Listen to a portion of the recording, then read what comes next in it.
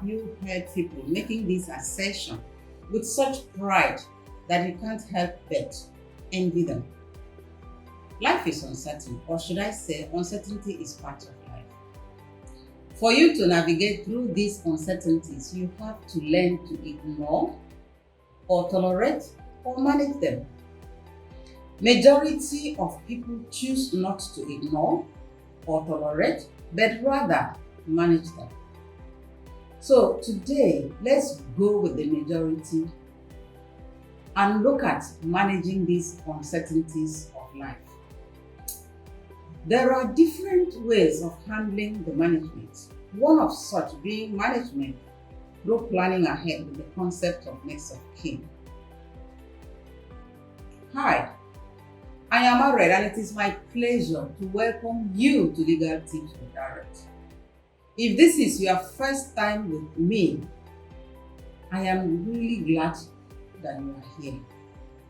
Are you already a family? Your love is really appreciated. Next of kin is one of those notions that has been greatly misunderstood. What does it mean? Who can be, and what advantage or power does the person have? According to Cambridge Dictionary, next of kin is a person or group of people you are most closely related to. According to Black's Law Dictionary, next of kin is a person or persons closely related to a decedent, that is, a recently dead person, by blood or affinity. According to our court, he is the person declared to be the nearest of kindred to the declarant. According to the average person on the street, they are the beneficiaries of a deceased person's assets and liabilities. Let's not go near there today. And for this video, the term next of kin refers to your nearest relation, someone you trust, someone that will be effective and helpful in case of any eventuality. In all these definitions, there is a constant, and that is closest to the declarant, which means you don't just pick a random person to be your next of kin.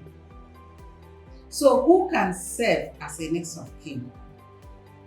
It can be your spouse, it can be your child, it can be your sibling, it can be your extended family or friend or even a body corporate. The core here is being close, being reliable, and being trustworthy. So what advantage or power does the next of kin have? This is where the misunderstanding thrives.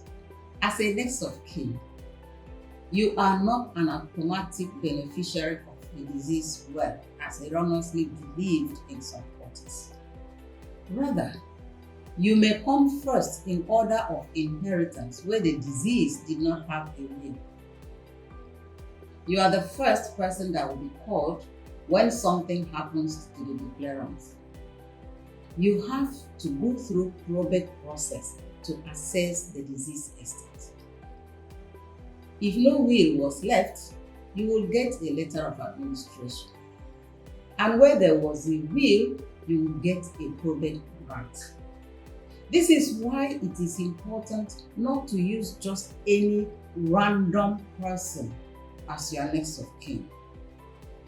This video was necessitated by an interaction I had with one of my clients recently who wanted to know what to do to help his family members have access to his bank account if anything happens to him.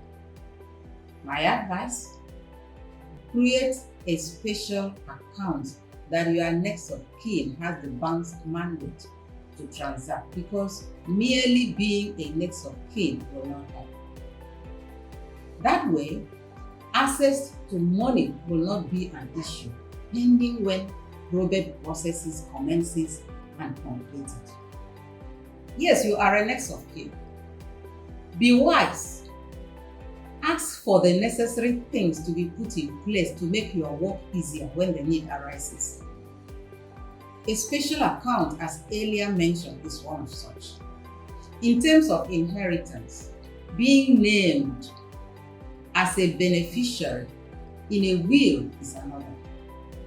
I hope this makes sense. If so, please don't leave without subscribing, liking, commenting, and sharing this video. More will come. So please turn on that notification bell so as not to miss any of the video when uploaded. Until then, remain blessed.